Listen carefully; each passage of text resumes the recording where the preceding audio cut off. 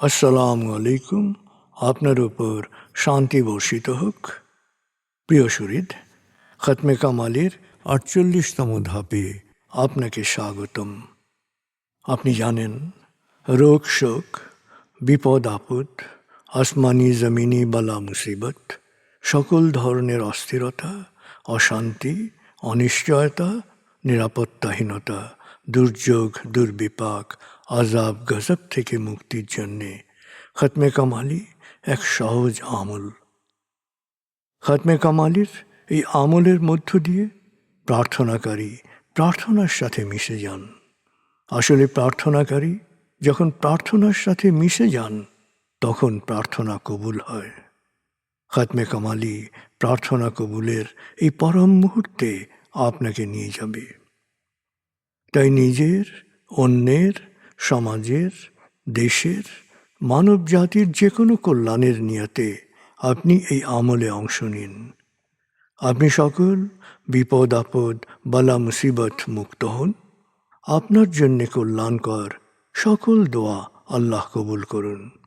সব সময় আল্লাহ আমাদেরকে তার রহমতের ছায়ায় রাখুন।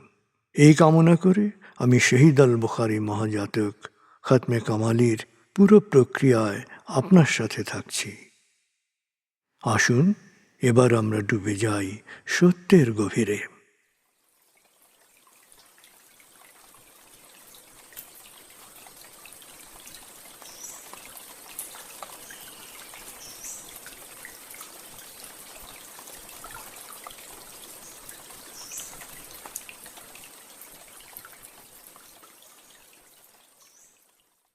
হে আল্লাহ, বিতাড়িত শয়তান থেকে আমি তোমার আশ্রয় প্রার্থনা করছি।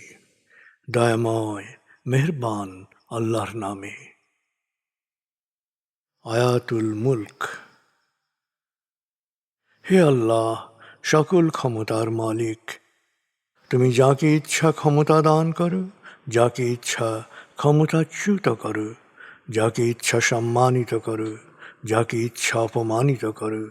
তুমি সর্বশক্তিমান, সকল কল্যাণ ও মঙ্গলের আধার। তুমি দিনকে ছোট করে বড় করো রাত, আবার রাতকে ছোট করে বড় করো দিন। তুমি প্রাণহীনে দাও প্রাণ, আর প্রাণবন্তকে করো প্রাণহীন। তুমি যাকে চাও বেহিসাব রিজিক দান করো। সূরা আলে ইমরান আয়াত ২৬-২৭। আয়াতুল কুরসি। আল্লাহ ছাড়া কোনো উপাস্য নেই। তিনি শাশ্বত, চিরঞ্জীব, বিশ্ব প্রকৃতির সর্বসত্তার ধারক। তিনি তন্দ্রা নিদ্রাহীন, সদা সজাগ, মহাকাশ ও পৃথিবীর সব কিছুর মালিক। তার সদয় অনুমতি ছাড়া তার কাছে সুপারিশ করার সাধ্য কারো নেই। দৃশ্যমান বা দৃশ্য, অতীত বা ভবিষ্যৎ, সৃষ্টির সব কিছুই তিনি জানেন। তিনি যতটুকু জানাবেন, এর বাইরে তার জ্ঞানের সীমানা সম্পর্কে ধারণা করা কারো পক্ষেই সম্ভব নয়। তার আসন, তার কর্তৃত্ব পৃথিবী ও নভমণ্ডলের সর্বত্র বিস্তৃত, আর তার সংরক্ষণে তিনি অক্লান্ত। তিনি সর্বোচ্চ, সুমহান। সূরা বাকারা আয়াত ২৫৫।